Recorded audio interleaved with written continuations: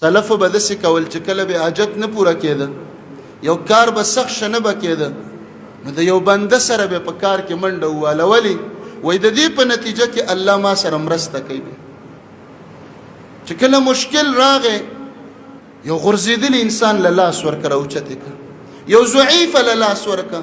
یو لاچاره له لاس ورکه یو مسکین ته لاس ورکه منډه ورسره ووه خدمت یې وکړه سفارش یې وکړه وینا یې وکړه مخکې که هغه به قدمونه الي لاسونه ورته کېده پښتانه یو څوک چې قدمونه الي خیجي لاسونه ورچه او راغورځوي چې ته څنګه برخیجي لاس ور واچوه پاټ کې ورته ولګوه چې بره لاړ شي ځکه الله به تا سره مرسته وکړي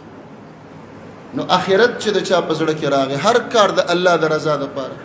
رسول الله علیه السلام فرمایي یجعل الله غناه فی قلبه الله به په زړه کې غنا پیدا کړي د زړه غنا څه ته وایي پسخېږي به نه د بل چا په دنیا پسې روپو پسې کور پسې بنګله پسې به ګوتې نه خوري بعضې خلک داسې کوي بس زړه یې غني دی که چا سره ډېره ده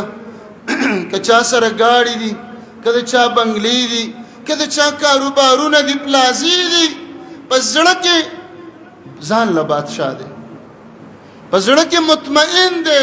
ورخطا نه دی سوچونه نه کوي دویم ویکفیه ضیعته الله به کارونه راغونډوي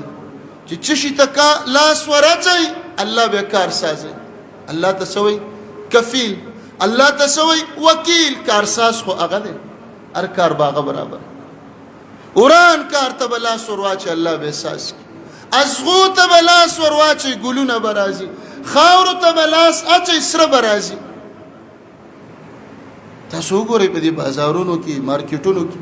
یو سړی به وړوکی کاروبار به لږ وړوکی دکان به معمولي غوندې به چې ته پوسټ وکړي وایي ښایسته ګزاره روانه ده کور یې پې چلېږي د بل به دقه شانتې 5 دکانونه وي هغه نه تپوس وکوئ الله ګزاره نه کېږي حالات خراب